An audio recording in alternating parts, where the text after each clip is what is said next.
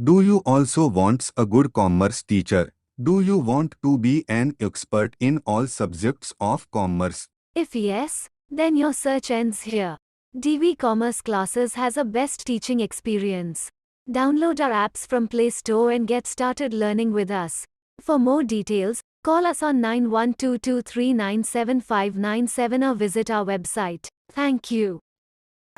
Hello everyone, welcome back to DV commerce classes. आज का इस क्लास में हम लोग जो जॉइंट लाइफ पॉलिसी को और आगे एक्सटेंड करेंगे। पिछला क्लास में हम लोगों ने जॉइंट लाइफ पॉलिसी के बारे में देखा था कि जॉइंट लाइफ पॉलिसी क्या होते हैं, उसके साथ ही साथ कुछ सर्कमस्टांसेस भी देखे थे, कुछ फॉलोइंग टर्म्स भी हम लोगों ने देखा था। अकाउंटिंग ट्रीटमेंट जो बात था eight the time of admission and eight the time of retirement तक हम लोगों ने कंप्लीट कर चुका था, ठीक है। और यह सेकेंड लेक्चर से है और फाइनल लेक्चर से है कौन से टॉपिक के ऊपर, जॉइंट लाइफ पॉलिसी के ऊपर, ठीक है।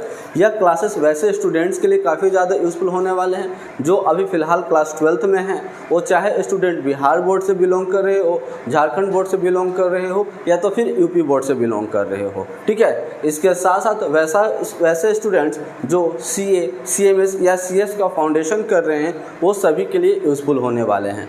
आज का क्लास में हम लोग जो है दो टॉपिक के ऊपर डिस्कस करेंगे, at the time of death of any partner और at the time of dissolution of a partnership firm. ये दोनों की केस में जॉइंट लाइफ पॉलिसी का अकाउंटिंग ट्रीटमेंट जो है वह किस तरह से किया जाता है, ठीक है। पिछला क्लास में हम लोगों ने जो था JLP के बारे में, जॉइंट लाइफ पॉलिसी, ये सब के बारे में हम लोगों ने देख चुके थे।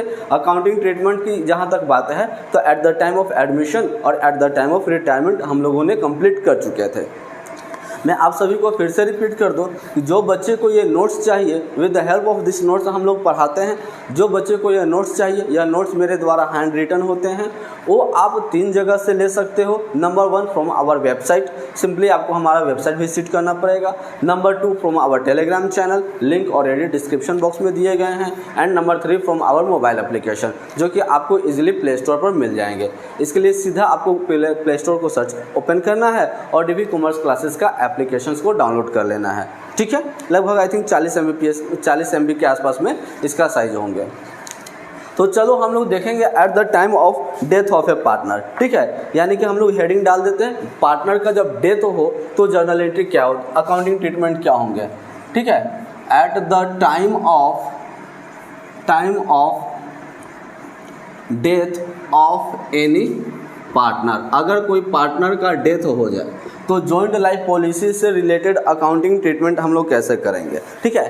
तो देखो, इसके लिए आपके पास 3 केसेस होंगे। Eight the time of death of A partner आपको अकाउंटिंग ट्रीटमेंट करने के लिए 3 केस है और पूरा जो है अकाउंटिंग ट्रीटमेंट जो है फुल्ली आपका जर्नल एंट्री के आधार पर बेस्ड होंगे, ठीक है। तो देखो वो 3 केस कौन कौन से हैं। तो सबसे पहले अगर मैं बात करता हूँ केस नंबर 1, ठीक है। केस 1 कहता है कि जब जो है आपका वेन प्रीमियम जो है, ठीक है, जब आपका प्रीमियम का जो अमाउंट होंगे जॉइंट लाइफ पॉलिसी पे जो प्रीमियम होंगे, अब ये प्रीमियम क्या होता है मैंने आपको पिछला क्लास में बताया था, ठीक है। तो प्रीमियम को अगर आप जो है वेन प्रीमियम इज, जब प्रीमियम को आप ट्रीट करोगे, ट्रीटेड एज रेवेन्यू एक्सपेंस, ठीक है, रेवेन्यू इन नेचर, इसको आप रेवेन्यू के नेचर में मानोगे, ठीक है। जब आप इंश्योरेंस प्रीमियम जो है जॉइंट लाइफ पॉलिसी का जो प्रीमियम अमाउंट है उस प्रीमियम को रेवेन्यू मानोगे। पिछला क्लास में हमने बताया था कि जो प्रीमियम होते हैं उसे फर्म डिसाइड करता है, उसे वह रेवेन्यू माने या तो फिर कैपिटल नेचर का माने। तो अगर आप रेवेन्यू नेचर्स का मानते हो, ठीक है, या तो फिर आप ये कह सकते हो इसी को दूसरे नामों से और आपके अलग अलग किताबों में दिया हुआ होगा कि जब JLP जो है जॉइंट लाइफ पॉलिसी जो है वह बुक में अपीयर ना करे। पहला केस क्या है, जब जॉइंट लाइफ पॉलिसी बुक में अपीयर ना करे, इट मीन्स जो प्रीमियम उसका दिया गया है उसको हम रेवेन्यू नेचर्स के मानते हैं। तो इन दिस केस आपके पास अकाउंटिंग ट्रीटमेंट क्या होंगे। तो सबसे पहले इसके लिए आपको क्या करना पड़ेगा, क्लेम करना पड़ेगा इंश्योरेंस कंपनी को, ठीक है। सबसे पहले आपको क्या करना पड़ेगा, आप क्या करोगे, इंश्योरेंस कंपनी से क्लेम करोगे। देखो भाई, बात है ऐसा कि मैंने आपके कंपनी के माध्यम से हमने जॉइंट लाइफ पॉलिसी करा रखा था, ठीक है। तो इसके लिए आपको इंश्योरेंस कंपनी को क्लेम करना पड़ेगा, यानी कि फॉर क्लेम, ठीक है, क्लेम करना है।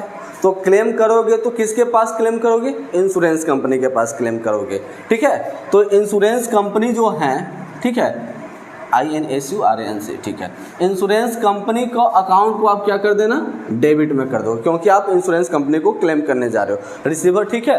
अब इसके बाद फिर आप किससे रिलेटेड क्लेम करने जा रहे हो, JLP से रिलेटेड ना, तो आप क्या लिख देना, to joint life policy account, ठीक है। जॉइंट लाइफ पॉलिसी को हम लोग शॉर्टकट में क्या लिखते हैं, JLP लिखते हैं, ठीक है। यानी कि अगर आप जो है प्रीमियम को रेवेन्यू मानते हो, यानी कि अगर आप जो है आपका जो जॉइंट लाइफ पॉलिसी है वह बुक में नहीं दिखाया जाता है, तो सबसे पहले आपको क्या करना पड़ेगा, क्लेम करना पड़ेगा। क्लेम करने के लिए जर्नल एंट्री क्या पास करोगे, insurance company account debit to joint life policy account. Total claiming amount डालोगे, ठीक है, जितना का भी आप क्लेम कर रहे हो वो टोटल अमाउंट को डालोगे। यानी कि मैं यहाँ पर लिख दे रहा हूँ फुल अमाउंट, ठीक है। जितना भी मान के चलो कि आपके पास क्लेम है था, आप सोच रहे हो, आप चाह रहे हो कि मैंने जो है 50,000 रुपये जो इंश्योरेंस कंपनी को पे किया है अभी तक, ठीक है, और मैं इंश्योरेंस को अब नहीं चलाना चाहता हूँ, तो अब आप क्या करोगे, प्रीमियम को आप रेवेन्यू मानते थे, तो आप क्या करोगे, इंश्योरेंस कंपनी को क्लेम करोगे। तो उसके लिए आप अपने फर्म के बुक में जर्नल एंट्री पास करोगे, insurance company account debit to joint life policy account. 50,000 का था तो 50,000 रुपये लिख देंगे, ठीक है। नरेशन भी डाल सकते हो, being claim made,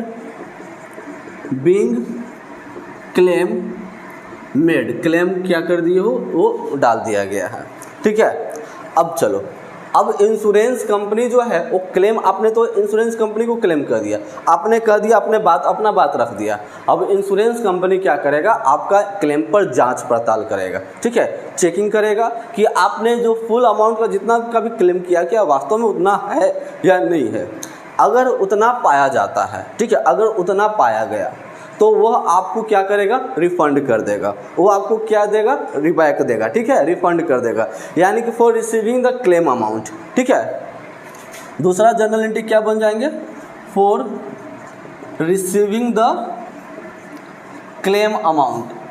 claim amount कौन देगा, ये क्लेम का अमाउंट कौन देगा, इंश्योरेंस कंपनी देगा ना, तो फ्रॉम इंश्योरेंस कंपनी, ठीक है, फ्रॉम इंश्योरेंस कंपनी। अच्छा, अब मुझे एक बात बताना, इंश्योरेंस कंपनी आपको क्लेम का अमाउंट देगा तो वो कैसे देगा, कैश में देगा या तो फिर बैंक के माध्यम से देगा। तो ऑब्वियसली कहोगे सर वो तो चेक देगा या तो फिर बैंक में ट्रांसफ़र कर दे, तो चेक दे या फिर बैंक में ट्रांसफ़र करे। जर्नल एंट्री उसके लिए क्या बोलते हैं हम लोग, बैंक शब्द का उपयोग करते हैं, तो हम लोग क्या लिख देंगे, बैंक अकाउंट डेबिट, ठीक है, क्या लिखेंगे, बैंक अकाउंट डेबिट टू, अब देने वाला कौन है, who is the giver, insurance company, so we will write here insurance company, ठीक है। हम लोग यहाँ पर क्या लिख देंगे, इंश्योरेंस कंपनी, ठीक है। जितना रुपया आपको रिसीव होगा, नरेशन में आप डाल सकते हो, नरेशन में भी लिख सकते हो बीइंग क्लेम रिसीव्ड, ठीक है, क्लेम आपका क्या हो गया, वह रिसीव्ड हो गया। ये दो जर्नल एंट्री आपको पास करना पड़ेगा, कब, जब आप इंश्योरेंस का जो जॉइंट लाइफ पॉलिसी करा रखे थे उसका जो प्रीमियम का जो अमाउंट थे उसे आप रेवेन्यू नेचर्स का मानोगे। फर्स्ट ऑफ ऑल आपको क्या करना पड़ेगा, उसके लिए सबसे पहले आपको इंश्योरेंस कंपनी से क्लेम करना पड़ेगा। क्लेम करने के लिए जर्नल एंट्री क्या बन जाएंगे, insurance company account debit to joint life policy account. उसके बाद फिर आपको इंश्योरेंस कंपनी क्या करेगा, वो आपका क्लेम अमाउंट को रिफंड कर देगा, दे देगा, किसके माध्यम से देगा, बैंक के माध्यम से देगा, चेक के माध्यम से देगा। तो bank account debit to insurance company account. आई बात समझ में, केस 1 आपका ये है। अब हम चलते हैं केस 2 की तरफ, ठीक है। तो केस 2 में कहता है कि जब आपका प्रीमियम को कैपिटल नेचर का मानते हो, ठीक है, ये सबको मैं क्लियर कर दे रहा हूँ। अगर आप लोगों ने स्क्रीनशॉट नहीं लिया है या नहीं नोट डाउन किया तो प्लीज़ टेक योर स्क्रीनशॉट, ठीक है। अब चलते हैं केस 2 की तरफ चलेंगे। हाँ, ये वाला आपको क्लियर नहीं करना था, सॉरी, अच्छा कोई दिक्कत नहीं। केस 2 में देखोगे कहता है कि जब इंश्योरेंस कंपनी जो है, जब प्रीमियम को हम लोग कैपिटल नेचर का मानते हैं, ठीक है, यानी कि केस 2 व्हेन प्रीमियम को हम क्या मान रहे हैं, premium is treated as capital, ठीक है, capital in nature, capital expenditure इसको मान लेते हैं, ठीक है। या तो फिर आप ये कह सकते हो कि जब JLP जॉइंट लाइफ पॉलिसी जो है वह बुक में अपीयर करे। अभी हम लोगों ने क्या देखा, जब बुक में अपीयर ना करे। अब हम लोग क्या देखेंगे, जब बुक में अपीयर करेगा। तो जर्नल एंट्री इसके लिए क्या हो जाएगा, तो सबसे पहले आपको क्या करना पड़ेगा, क्लेम करना पड़ेगा।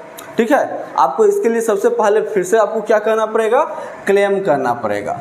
तो क्लेम करने के लिए मैंने आपको जर्नल एंट्री अभी बताया था थोड़ा देर पहले, क्या होता है, insurance company account debit to JLP account. क्या हो जाएगा, इंश्योरेंस कंपनी अकाउंट, ठीक है, इंश्योरेंस कंपनी अकाउंट हो जाएगा डेबिट टू क्या हो जाएगा, JLP अकाउंट। ठीक है, यानी कि joint life policy account.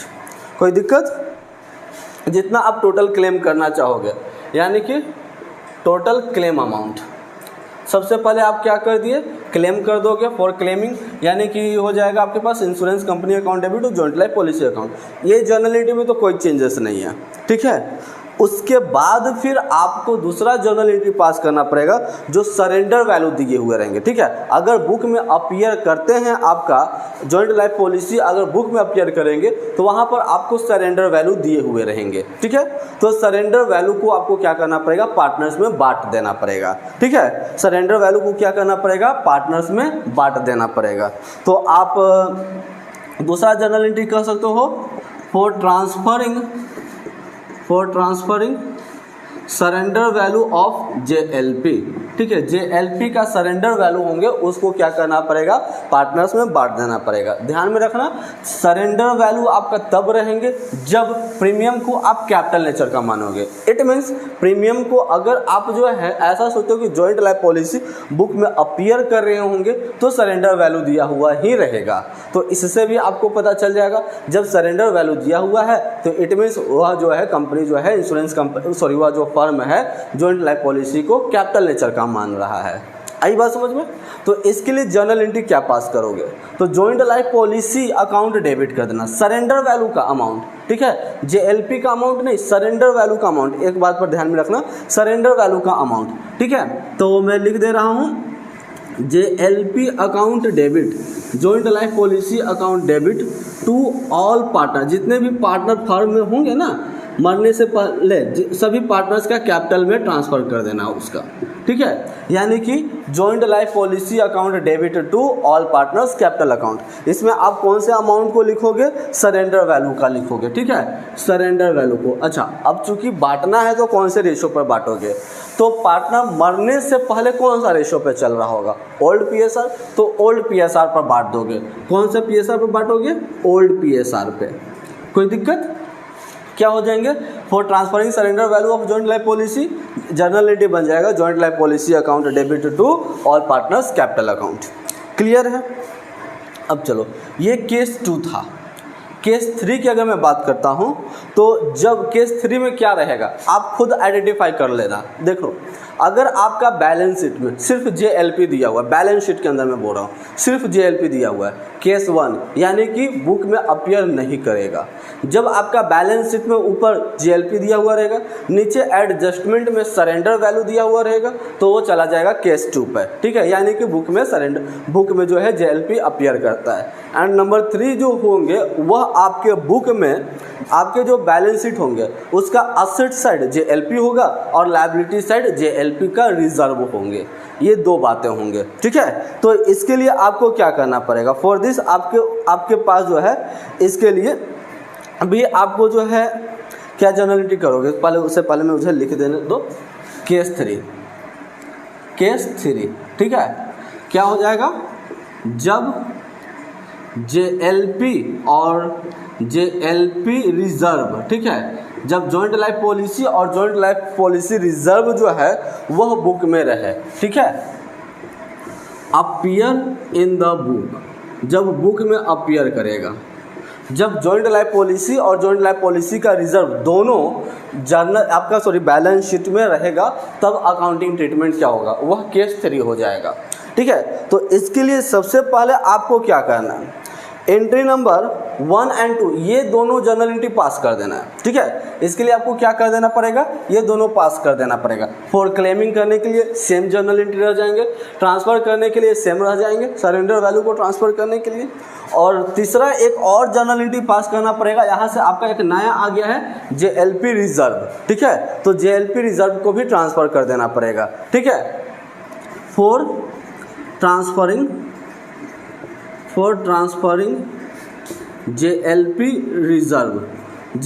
Reserve को आपको ट्रांसफ़र करना है। तो इसके लिए जर्नल एंट्री आपको क्या पास करना पड़ेगा, JLP रिजर्व अकाउंट डेबिट। क्या कर दोगे इसके लिए,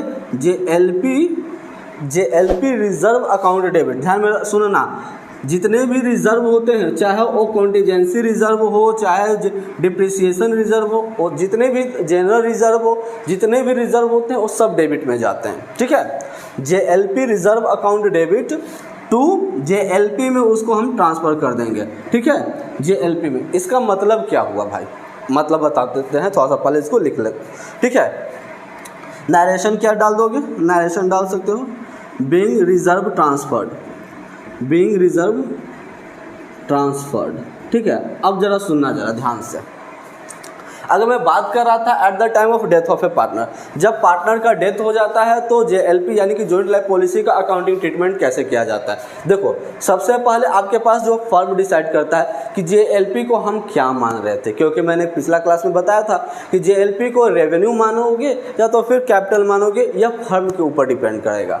तो अगर मान के चलो फर्म जो है रेवेन्यू मानता है, जो हम प्रीमियम पे करेंगे, यानी कि इंस्टॉलमेंट जो मैं अर्ली पे करूँगा, हर सालाना जो देते रहूँगा, उसे मैं अगर रेवेन्यू मानूंगा तो क्या करना पड़ेगा, सबसे पहले इंश्योरेंस कंपनी को कहेंगे ना भाई कि देखो भाई, हम आपके कंपनी में ना, हम आपके इंश्योरेंस कंपनी में हमने जो है JLP ले रखा था, इतना रुपया अभी तक प्रीमियम के रूप में हमने आपको दे दिया है, तो वो क्लेम करोगे। तो उसके लिए जर्नल एंट्री क्या पास करना पड़ेगा, इंश्योरेंस कंपनी को क्लेम करोगे तो insurance company account debit to joint life policy account, ठीक है। और अगर इंश्योरेंस कंपनी स्वीकार कर लेता है, मान के चलो भाई 5,000 50,000 आपने दिया, लो भाई 50,000 रुपये ले लो, तो वो इंश्योरेंस कंपनी आपको कौन से माध्यम से देगा, बैंक के माध्यम से देगा। तो bank account debit to insurance company account हो जाएंगे। आई बात समझ में। दूसरा, जब आप जो है प्रीमियम को कैपिटल नेचर का मानते हो, इसका मतलब कि आपका जो बैलेंस शीट होंगे उसमें क्या क्या दिए हुए रहेंगे।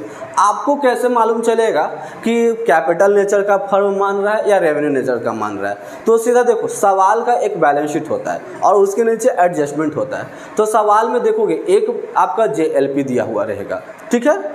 अगर एक JLP दिया हुआ रहेगा और नीचे एडजस्टमेंट में JLP से रिलेटेड कुछ भी ना कहे, ना ही उसका सरेंडर वैल्यू दिया हुआ रहे, तो आप यह मान लो कि वह केस 1 है, यानी कि प्रीमियम को रेवेन्यू मान रहा था।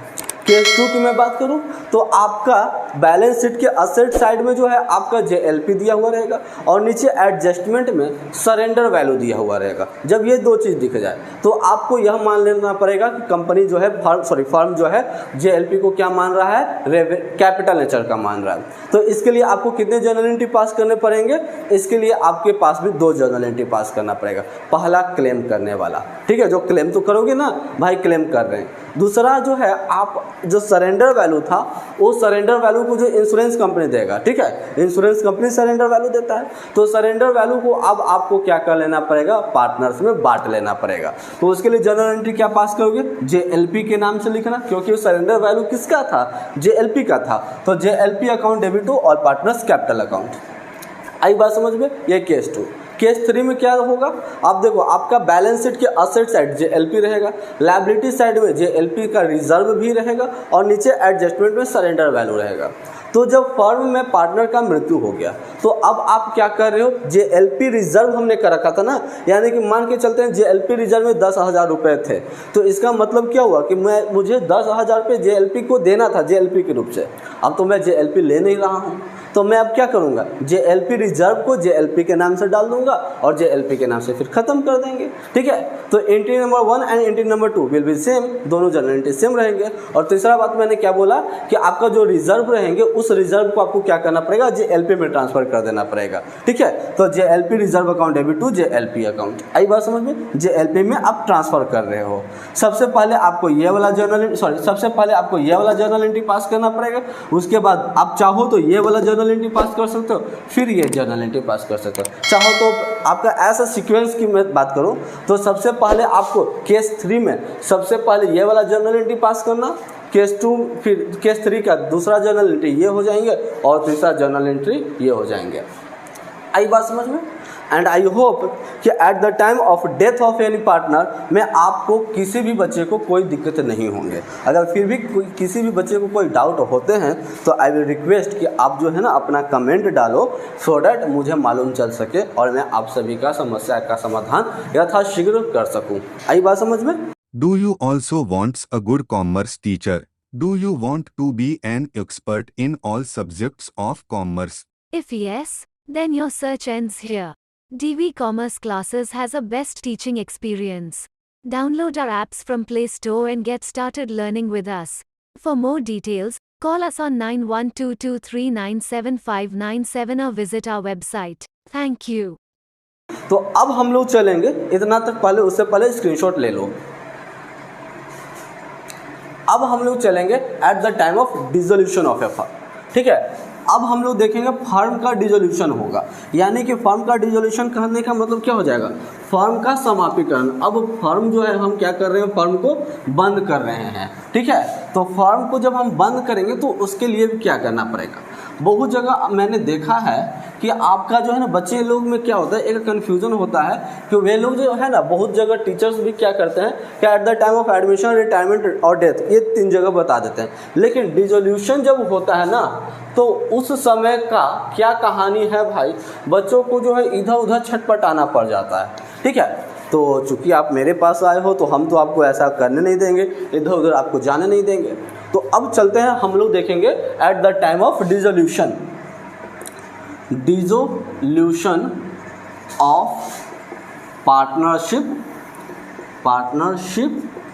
फर्म, जब फर्म का डिसोल्यूशन हो रहा है, फर्म बंद हो रहा है। ठीक है, यानी कि ना तो कोई पार्टनर का मृत्यु हो रहा है या कोई भी केसेस हो गए, बहुत सारे सर्कमस्टांसेस होते हैं ना फर्म का डिसोल्यूशन होने के लिए, तो कोई भी सर्कमस्टांसेस हो तो अब हम लोग जो है इससे रिलेटेड जो है अकाउंटिंग ट्रीटमेंट कैसे करेंगे। ठीक है, तो इसको सबसे पहले आपको क्या करना पड़ेगा, आप देखना कि आपका जो है, हम लोग डिसोल्यूशन में क्या करते हैं, जितने भी असेट वाले होते हैं, असेट के आइटम होते हैं, वो सभी आइटम्स को हम लोग क्या करते हैं, रियलाइजेशन में ट्रांसफ़र करते हैं। तो असेट साइड ही तो हमारा JLP भी होता है, असेट साइड ही होता है ना, तो असेट साइड में होता है तो उसमें सबसे पहले आपको क्या करना पड़ेगा, आपको JLP को जो है ना वो ट्रांसफ़र कर देना पड़ेगा रियलाइजेशन अकाउंट में, क्योंकि eight the time of admission, retirement, death ये तीनों केस में हम लोग रिवैल्यूएशन बनाते थे, लेकिन डिसोल्यूशन में हम लोग क्या बनाते हैं, रियलाइजेशन बनाते हैं। तो आपको क्या करना पड़ेगा, फॉर ट्रांसफरिंग, ठीक है, आपको क्या करना पड़ेगा, ट्रांसफरिंग करना पड़ेगा, transferring the JLP in realisation account. JLP को आपको क्या करना पड़ेगा, रियलाइजेशन में ट्रांसफ़र करना पड़ेगा। ये कहाँ दिखेगा JLP आपका, तो ये आपका JLP दिखेगा असेट साइड में। ठीक है, तो असेट साइड में दिखेगा, तो इसको जब जर्नल आप रियलाइजेशन में ट्रांसफ़र करोगे तो क्या जर्नल एंट्री पास करते हो, असेट साइड को रियलाइजेशन में ट्रांसफ़र करने वाला। तो देखो ये आपका बैलेंस शीट होता है ना, ये आपका बैलेंस शीट होता है, इधर लायबिलिटी होता है, इधर असेट होता है।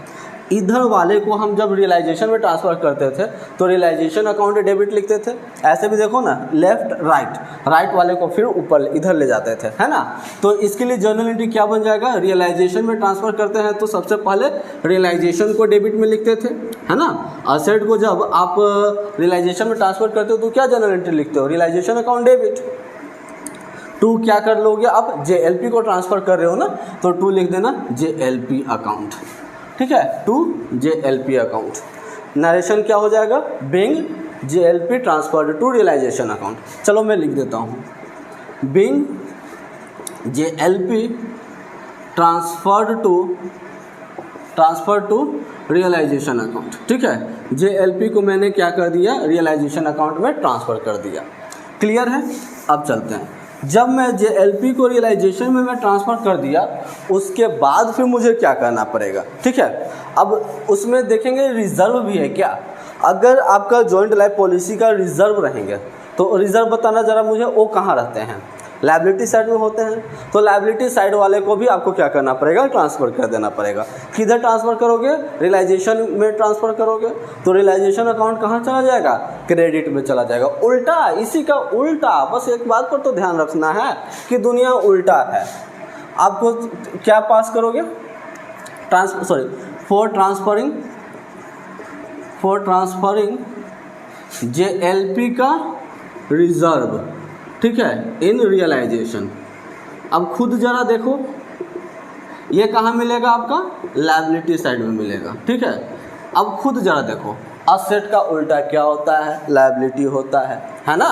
तो अब जरा देखना, अगर असेट साइड में रियलाइजेशन डेबिट में गया था, तो अब लायबिलिटी साइड में कहाँ चला जाएगा, क्रेडिट में चला जाएगा, क्रेडिट में जाएगा ना।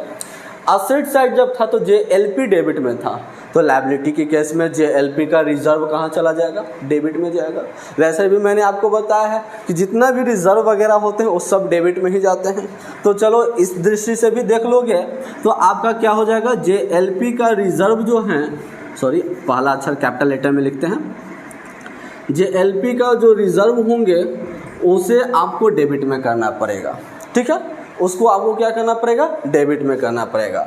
फिर उसके बाद क्या करना पड़ेगा, इसमें रियलाइजेशन डेबिट में था तो यहाँ पर अब रियलाइजेशन को क्रेडिट में लिखना पड़ेगा, यानी कि यहाँ पर हो जाएगा टू रियलाइजेशन अकाउंट, ठीक है। नरेशन इसके लिए भी वही हो जाएंगे। नरेशन इसके लिए क्या हो जाएगा, being JLP reserve transferred to realisation account. JLP reserve को आपने कहाँ पर ट्रांसफ़र कर दिया, रियलाइजेशन अकाउंट में आपने ट्रांसफ़र कर दिया। क्लियर है, ये दो जर्नल एंट्री। इसके बाद फिर आपको क्या करना पड़ेगा, जो रिजर्व JLP का जितने भी रिजर्व थे, JLP का रिजर्व जो था उसे आपको पार्टनर्स में बांट देना पड़ेगा, ठीक है।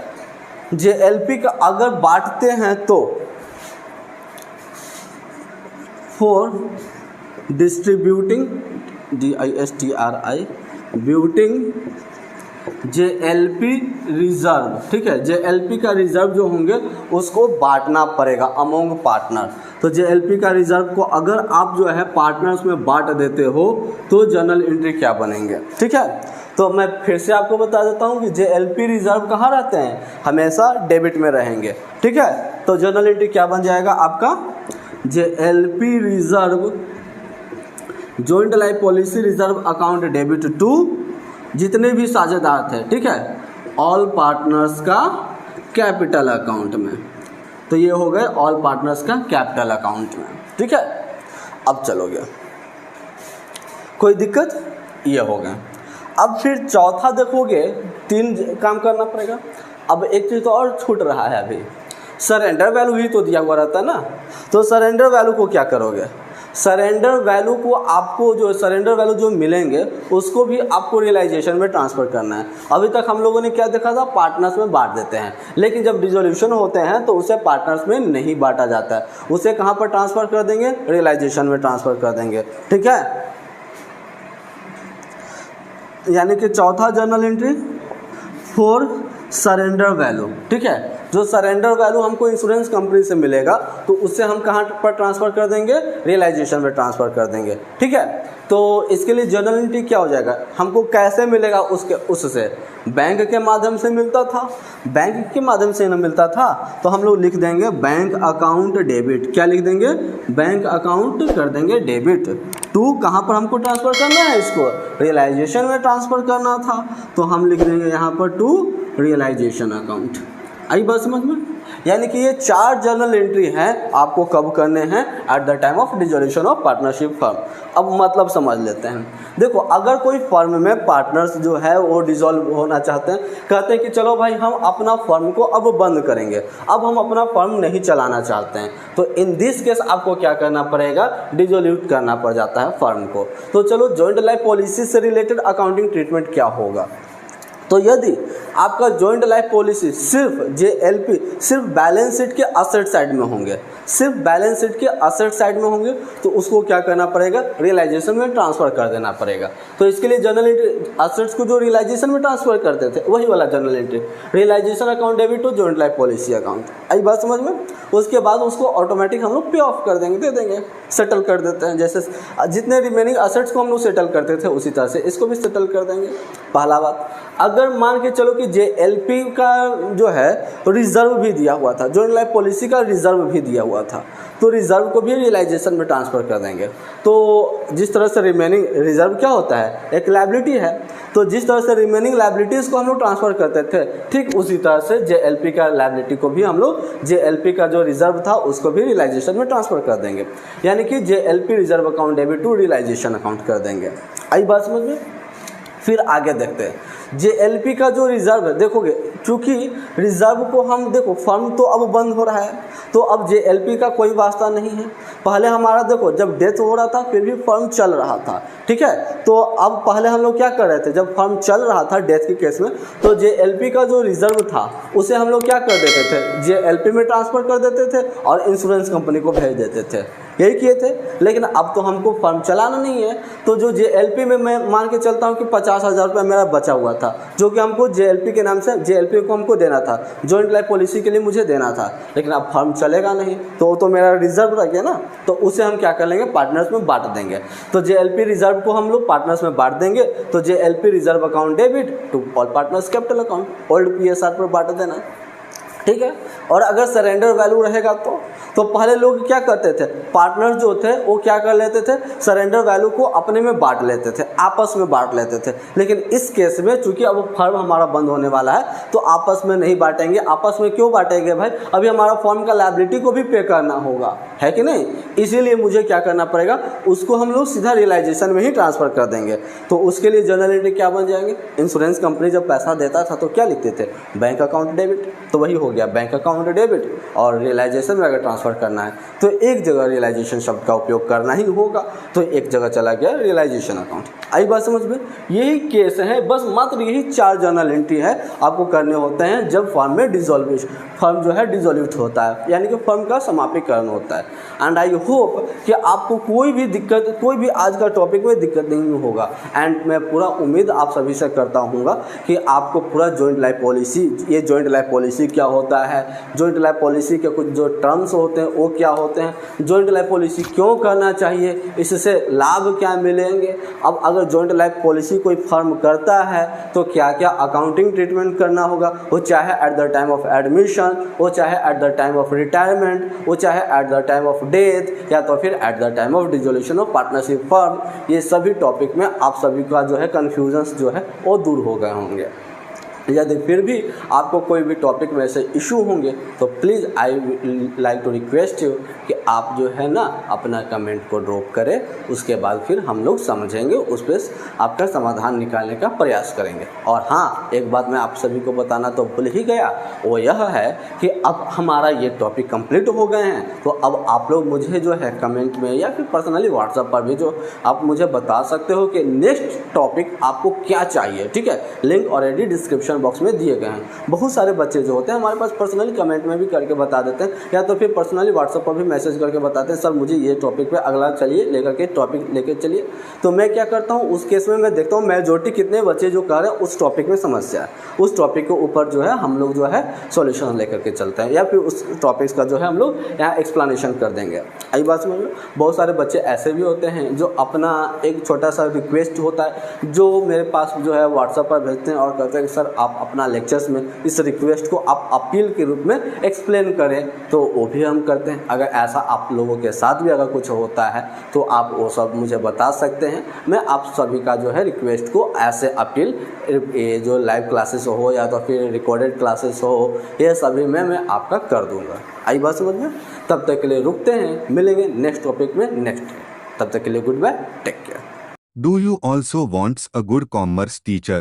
Do you want to be an expert in all subjects of commerce? If yes, then your search ends here. DV Commerce Classes has a best teaching experience.